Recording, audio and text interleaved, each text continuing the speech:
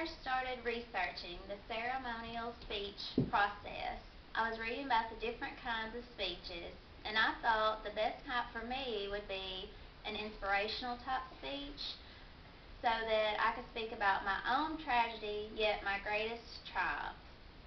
When I was 18 months old in November of 1982, my mom was cooking fried chicken in the kitchen and I was napping on the sofa. She did not know that I had awoke, and I crawled into the kitchen and I was just learning how to pull up on stuff and walk. She had set the pan of hot grease on a rag on the counter to keep from scalding the countertops from the hot pan. And since I was just learning how to pull up on stuff and walk, she didn't see me in the kitchen, and I pulled on the rag to try to stand up. And of course, as I did that, the grease fell and burned me all over from the head, shoulder, and down my back. My mom tried to block most of the grease with her arm, however, it wasn't very successful. It was really too late. And unbeknownst to me at the time, this would be a tragedy for me, yet it was actually one of my greatest triumphs. It just took me a while to realize it.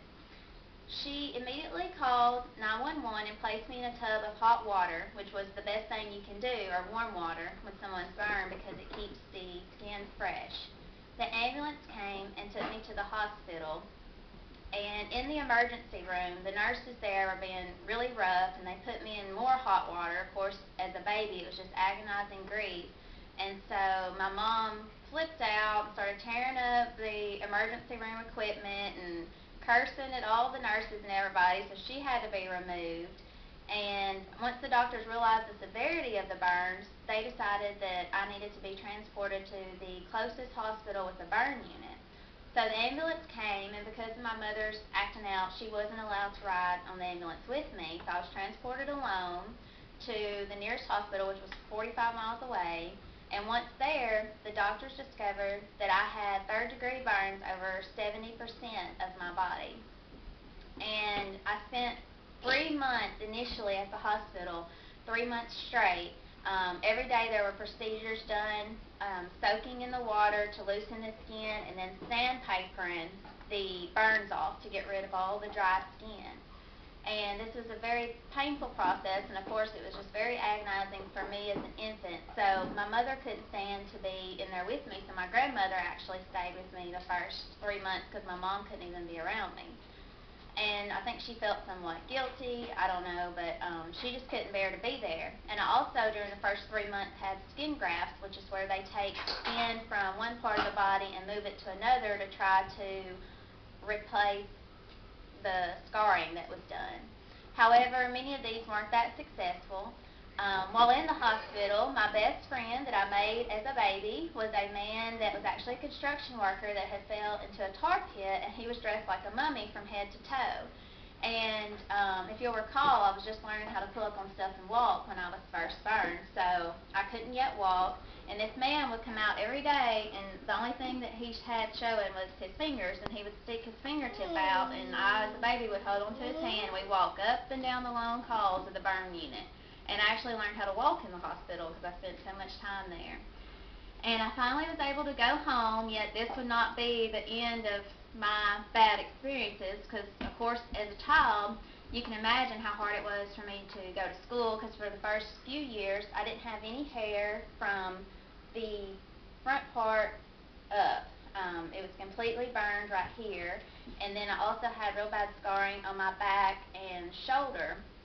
So going to school, everybody picked at me and made fun just like kids do. And by the time I was 8, I had undergone 8 surgeries already trying to fix the hair part. I had tissue expanders, which is where they go in under the scalp and place a silicone bag, and then you get an injection once a week to fill it with silicone, and it stretches the bag and stretches your hair forwards, which was giving me hair up here.